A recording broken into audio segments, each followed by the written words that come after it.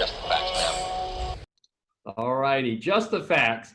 And what we try and do in this segment for Saving America is to talk about something that is actively happening. It might not be just this week in the news, but something that has a strange factual basis and something that requires more examination by the public. And this week I selected the campaign financing and the incredible onslaught of advertising that has hit television. And what people need to understand is that we're under a very aggressive situation. A supposedly failed presidential candidate, failed mayor, Michael Bloomberg from New York City, has donated $100 million reportedly to help Democratic candidates.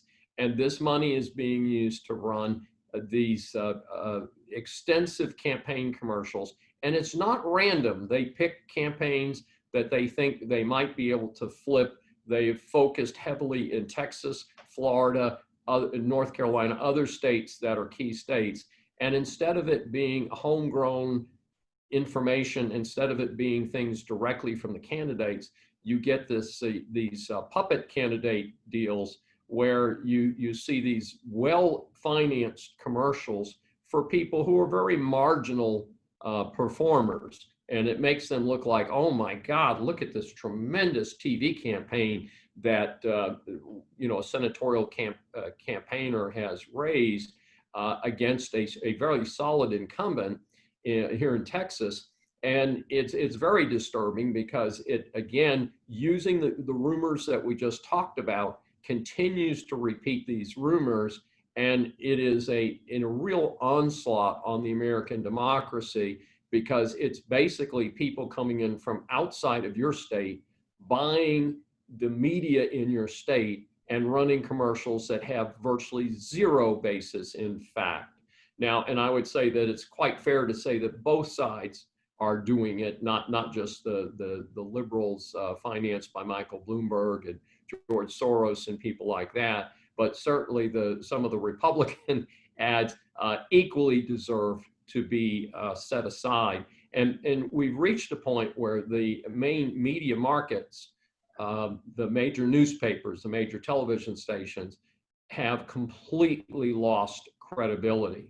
So it is more difficult today, I think, than at any time in the past for people to make intelligent decisions about the individual candidates who are running.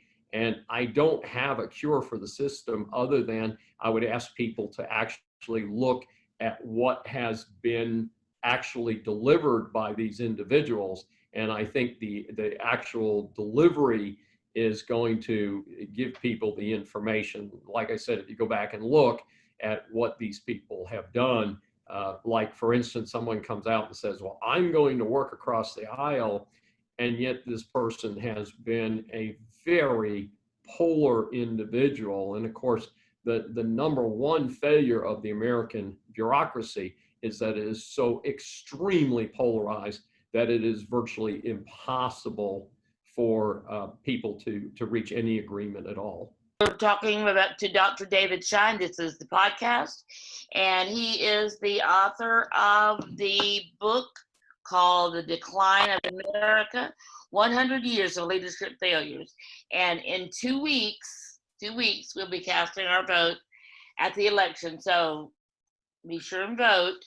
And then if you're still undecided, then here's a book that will help you make a decision on who would be the best president for the United States by looking back at 100 years of presidential people being in president and their terms in office. So David, thank you for writing that book. It's a great help. I've been reading about several of the presidents and how they handle a pandemic or a crisis or a challenge in their time in office. So it's a great book.